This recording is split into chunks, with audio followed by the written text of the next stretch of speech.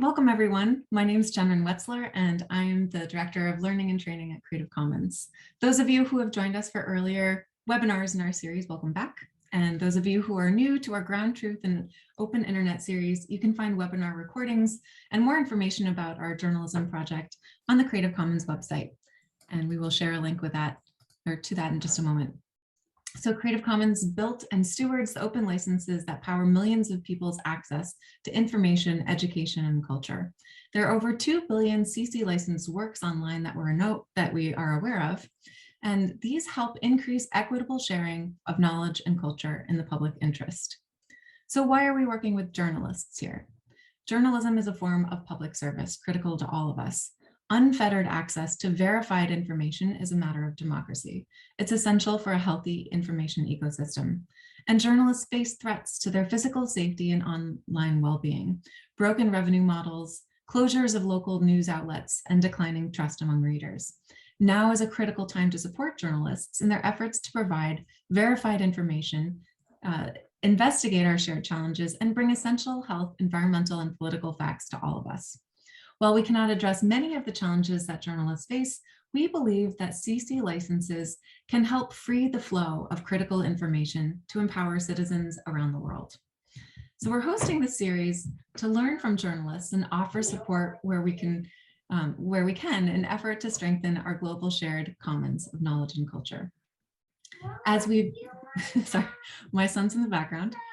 As we previously described, we started our open journalism project with research. So we conducted focus groups and surveys with over 500 journalists from 18 countries spanning 4 continents to better understand the current challenges that they face. So this webinar series started with a bird's eye view of our current digital landscape for journalism, and each of our subsequent conversations explores particular challenges and working models of information sharing, drawing from the ideals of an open internet, ranging from using open source platforms to applying crowdsourcing techniques to using CC licensed content to ensure the biggest possible audiences can access critical information. Following our conversations, CC will host a free online training to address some of the learning needs that journalists identified in our research, from a copyright basics class to offering the practical tips and concrete tools needed to find openly licensed images and media. So today we're going to learn about how an open platform built to crowdsource cases of gunfire in Brazil, called Fogo Cruzado, filled a need in Brazil's news around gun violence, and the investigative journalist behind it, Cecília Oliviera. Cecília, thank you so much for joining us. So Cecília, thank you. Thank you too. Cecília is an investigative journalist who focuses on drug and arms trafficking and violence. In 2016, frustrated with the lack of publicly available data, she began mapping every shooting in Rio de Janeiro. This effort turned into Fogo Cruzado. It means crossfire in English, an open data platform on armed violence which tracks shootings in almost 40 cities and is spreading to every major city in Brazil. Oliveira was the only Latin American finalist in the Reporters Without Borders 2020 Press Awards, which celebrates intrepid and courageous voices in global media. We're so glad that you could join us today and share a little bit more about your project. Thank you, everybody. So it's a very, very nice opportunity to talk about Brazil, to talk about journalism, to talk about the data, and everything this together. It's like we are talking about transparency, accountability, and democracy. So I'm very glad that we have this opportunity. So let's go. And to start this conversation, we should start talking about normal life here. In the greater Rio area, that means like here we have 13 shootings every single day last year, just in this metropolitan area. And that was actually a good year because in 2019, the last year before the pandemic, this average was 20 a day. So it's like, this is a good one, right? But to put this on perspective, the police in Rio kill more people each year than the police in the entire United States of America. So just in Rio, we can beat USA. That it's like, that's the data that when you have the perspective, you see this cannot be normal, right? And as sad it is, this is nothing new here, you know, because it happens every day. So people are not scared anymore. But gun violence, it's not normal. And we have to think that it's so common here that it has become part of everyday life of millions of people. And before leaving home, they checked like the weather, look the traffic, everything is okay, and open Fogo Cruzado to see is that happening shooting everywhere here close to me. So Fogo Cruzado, it's our map that tracks the shootings in almost 40 cities, and we are opening operations in more cities for the next months. So as Jennifer said, I am a journalist that covers daily violence and tries to convince our society that it's not normal. This is not normal. And to do this, I believe that we need to point out like it's actually who is actually responsible, and most importantly, who benefits from the violence. And that led me to a question. Where does all of this ammo that it's fired on Rio streets came from? Because you need to know who made this, where? Because it's worth making clear. It's not very easy for normal people buy a lot of bullets in Brazil. So where did this come from? So I decided to find and write about it, which means I needed to go around and collect and spend carriage of the ground. So it's like, so the first thing that I needed to know was, where is the shooting happening? And before I founded Fogo Cruzado, this information was very hard to find in any organized way, and definitely not in real time. You cannot find this in real time. You can see people saying like on Twitter, oh, I'm seeing something now, but it's like everything together, it doesn't exist until 5 years ago. So Fogo Cruzado, that means, as Jennifer said, crossfire in English, it's an open data platform that tracks and verifies all gunfires in almost 40 Brazilian cities.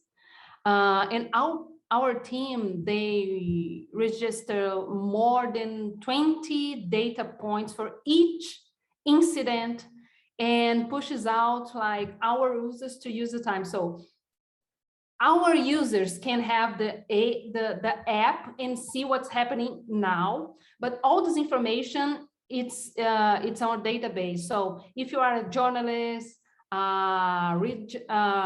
researchers, you can see this and make things with this information. The idea came from a need that I had as a journalist, and now we are the go-to source for journalists, researchers, public officials, everybody that wants to know more about shootings and gunfire in those cities. But let's go back to my article about ammunition.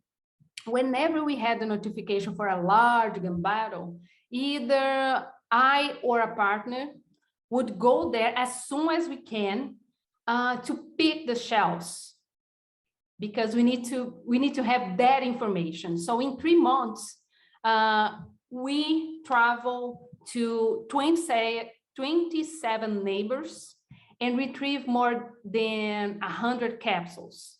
So they were cataloged by date, shooting, location, brand, caliber, country of production, and who was involved in this gunfight, because it's like, it's just this group and this group of dealers, militia, police, because this information, it's good to understand who can have this and how. So many of the ammunitions were not Brazilian. So we asked help for the small arms and the Balkan Investigative Reporting Network in Bosnia and Herzegovina. Yeah. So the result, we found ammo from 7 different countries. It was Brazil, United States, Belgium, Czech Republic, Russia, China, and Bosnia. So it's like, how, right? And the oldest capsule that we collect was manufactured in 1978. So it was, when I saw this one, I was thinking, how is that here, right? And it was manufactured in Yugoslav factory located in modern day Bosnia. So it's like, this country doesn't even exist anymore. How is that here? But according to UN data, Brazil has not imported any Bosnian ammo in the last decade.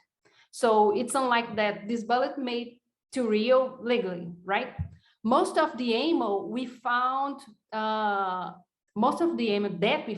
it was Brazilian made, including one case that we found from the same batch of ammo used to murder the Rio City Council member, Marielle Franco, in 2008.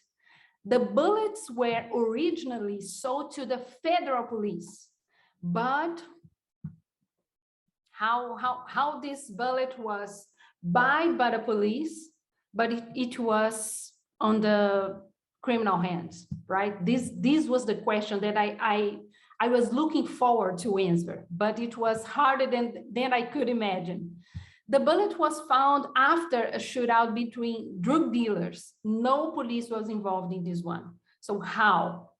How was the question that I asked more times during this article, because it's like, how? And nobody was able or want to answer my questions.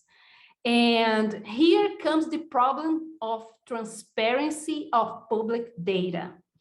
We could not trace the origins of so many bullets that we found, most of them. And we sent records requests to manufacturers like CBC and Taurus. Taurus is also operating in United States. We send requests to the Army, which regulates all the ammo manufacturing, the Justice Ministry, the Comptroller General Office, and nobody would give you any information, nobody. So they would, they say like, ask someone else because it's confidential.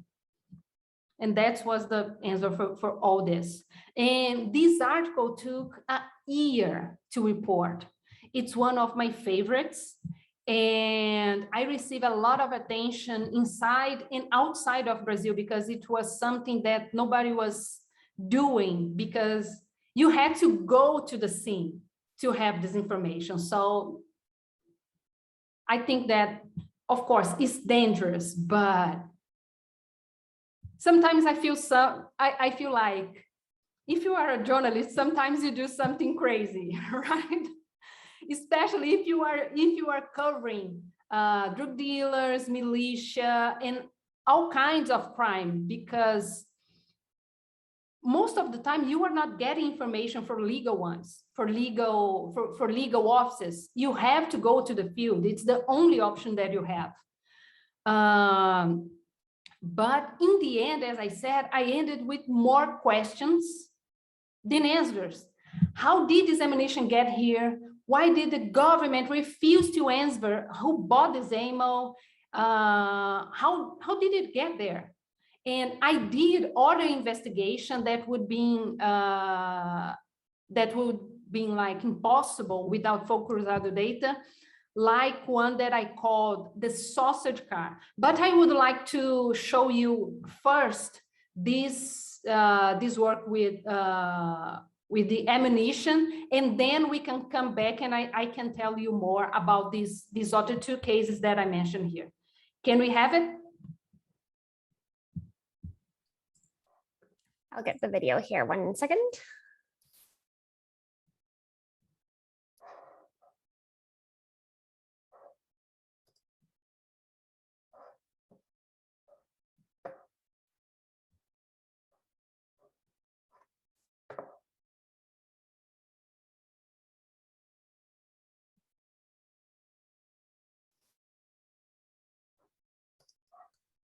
While we're waiting, I'll just note that we've got some great questions coming in the chat space for Cecília. So folks are really eager to get to ask you some good questions and hear more.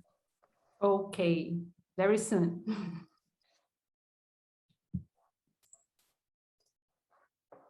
Oh, it's being picky on my end. Sorry, 1 second.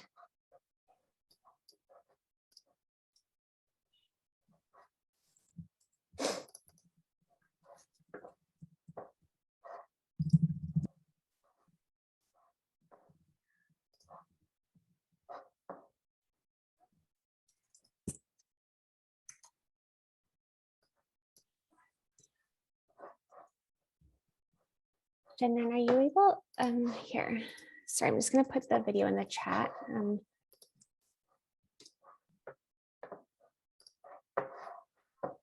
Sure, let me see if I can start this off. I think I already have it pulled up. 1 second. Sorry, folks.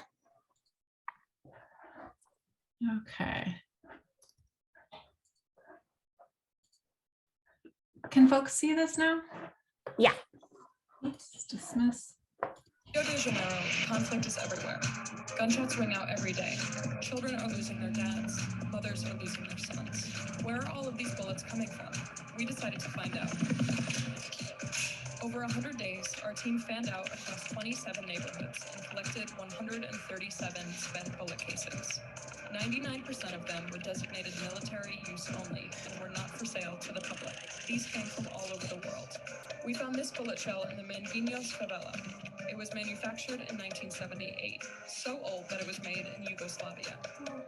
There we also found 4 5.56mm casings, used in guns like a Colt M4A1 assault rifle. Across the street from Manguinhos, there's another favela called Jacarezinho. These favelas are neighbors. They look the same and are run by the same gang, the Red Command, but we found that they're using different bullets meant for different guns. All of the cartridges we found in Jacarezinho were made in Russia. Among them were 7 of these 7.62mm casings used in AK-47s. Leaving the North Zone, we went in search of ammo in the West Zone, in a favela called Morro do Jordão. In this favela, there's a turf war between the Red Command, another gang called the Friends of Friends, and the police-run paramilitary militias. Jordão was home to Rio's longest-lasting gunfight in 2018. It was 23 non-stop hours of shooting. We found 3 9mm shells made in the United States by Blazer ammunition. Moving further west, we arrive at the famous Villa Kennedy. When the Army took over Rio's security in 2018, they chose Villa Kennedy as their model neighborhood, but it ended up seeing more gunfire than any other neighborhood that year. Of the 20 shell casings we collected there, 2 were made in the United States by Winchester and Federal ammunition. 18 were made in Brazil. They were made for 9mm pistols or submachine guns, which at the time were restricted for military use and limited police use only, not something you could buy at the store in Brazil. But maybe the restricted bullets were fired from police or military weapons, right? Well, we asked all of Rio's security forces for a list of every live fire operation during our 100-day search. The police ignored us. The military only mentioned one incident, which occurred on August 19th. On that day, we have recovered a shell casing after the Army and drug traffickers had exchanged fire. We traced it to a batch sold to the federal police in another city in 2006. It was from the same batch as the bullets used to assassinate city council member Marielle Franco and other high-profile crimes. Brazil has had 2 congressional inquiries into arms trafficking, yet black market ammo are still smuggled from abroad and are used in nearly 30 shootouts a day. Want to know how they get there? Read the article at theintercept.com to find out.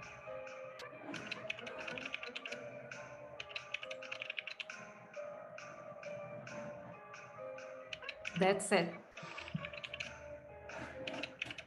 That was amazing. Yeah. So as I said, we had more questions than ever, right? And doing this one,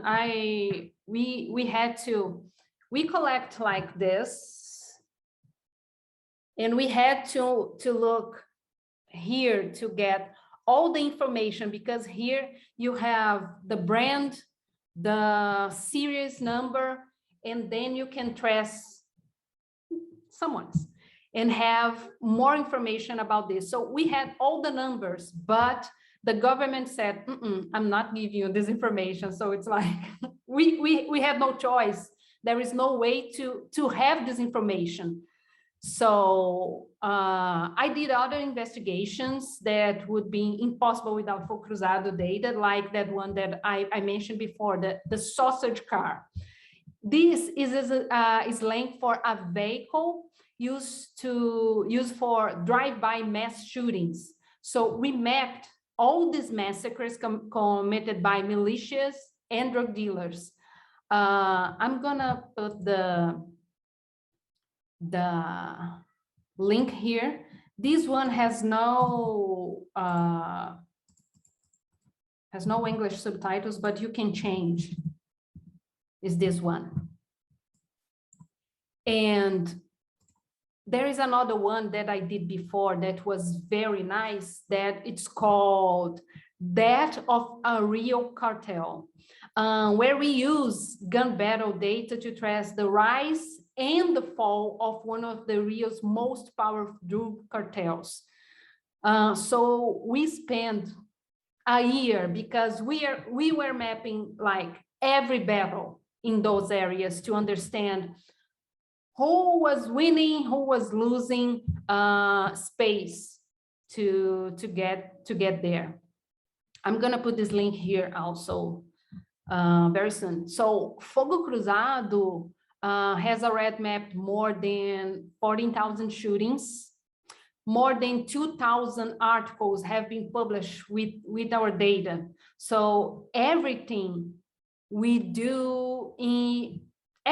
we do, it's open and Creative Commons license, and inside and outside Brazil. So all the data that we have, because it's like when I was looking for this information, I couldn't find. So I think I cannot make difficult for people has the data that it was hard for me. So everything that we produce, it's open and free. Other journalists have used our information in many investigations in many investigations into human rights violations, violence, murders. And I am really happy to report this, that quite often these articles have made the authorities who have tried to hide this information, they get upset. So this is something, but it's not get them upset. Sometimes we can really pressure the government to make changes. And this is important, right? Because as I said before, and as I am always pointing, this cannot be normal. So, but on the other hand, for journalists, when something is happening very often, it's like, it's not important anymore in journalist point of view. But we are making the effort to prove that it's happening every day, many times on a day, but it's still important because this is related to people's lives. So it's like, it's not one more, it's lives. So we are making this effort to make this point every day. And we are in one side, and the government it's on the other side, because governments don't produce the information. Not all the information. They choose what information they want to produce, because when you hide some information, you are hiding also what people can say about the subject, right? So, or they don't produce this information, or they classify and they refuse access to outsiders. So it's vital that information is produced, open and accessible to everyone. Data can set the agenda, and they know this, and that's why they work in this way. So when the government decides what data they are producing and what not to produce, they make a decision. They make a decision about what we are going to discuss.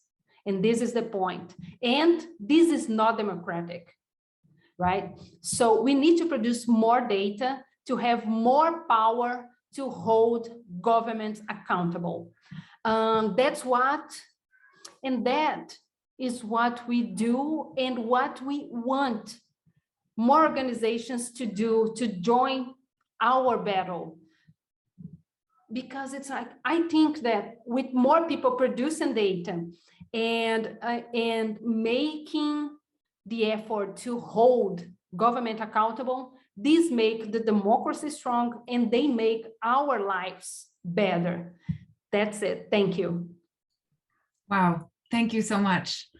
We have a number of questions for you and a lot of admiration in the chat. So I want to start with the first question from Erica. And those of you who are listening to this, please feel free to type in your questions as well, or unmute your microphone and ask your question live. But we'll start with Erica's question. She says, my question to Cecilia is if she's received any threats from police collecting data related to gunshots. Recently, there was a case in Rio de Janeiro that a Congolese man was brutally murdered, and it seems that the police were intimidating the family of the man. The work that you are doing is really dangerous. Where do you find motivation to take that risk? So two-part question. Yeah, so let's answer the first one. So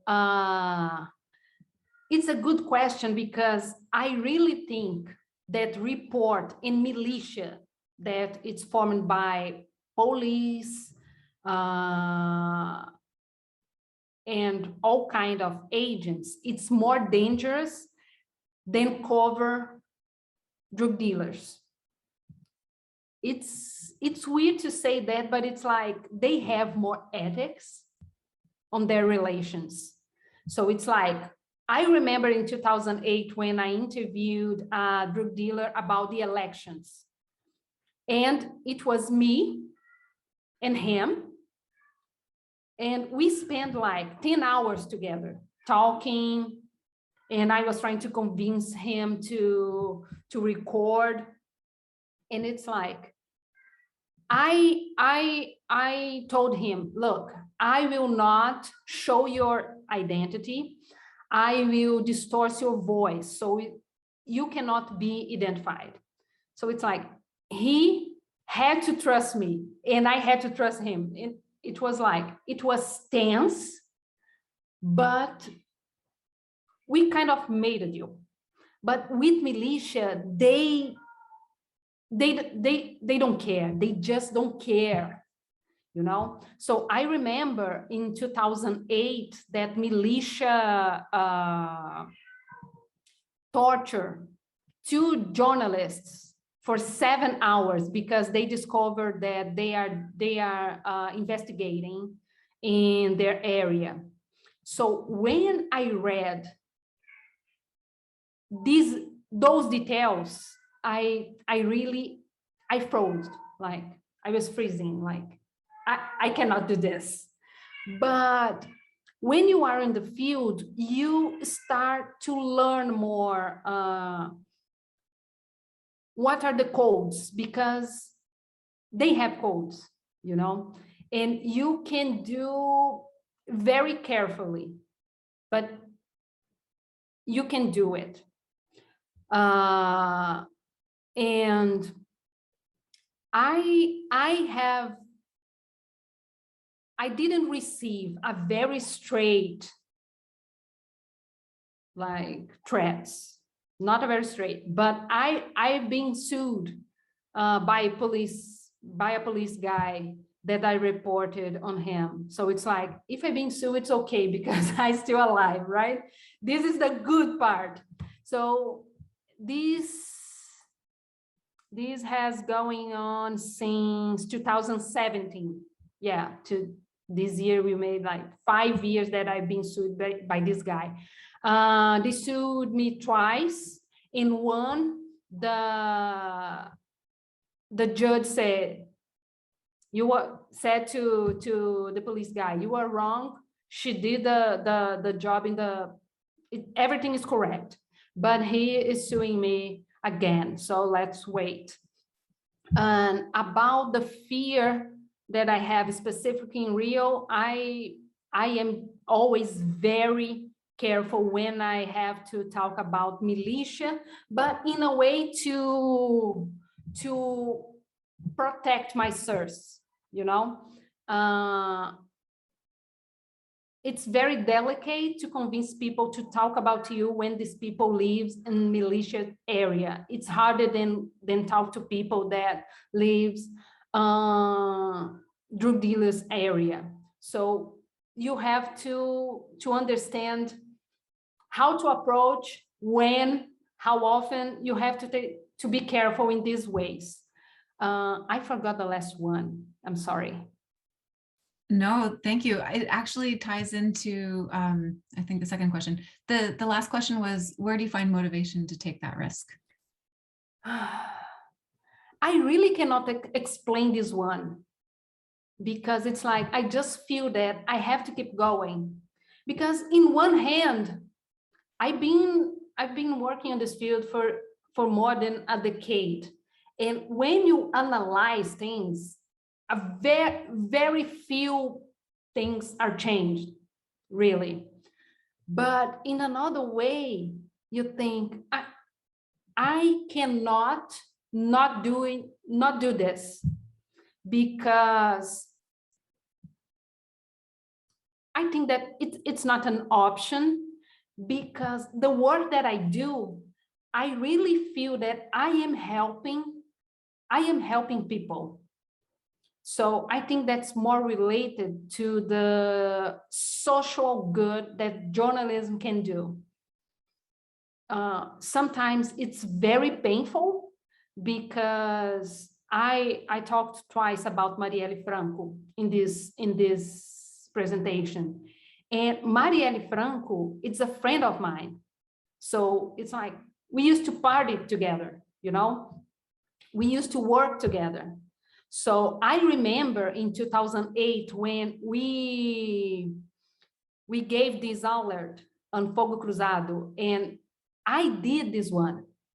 And I remember that when I did this one, and I didn't know who was there, because it's like, you have this notification, it's happening, a shooting in somewhere. So we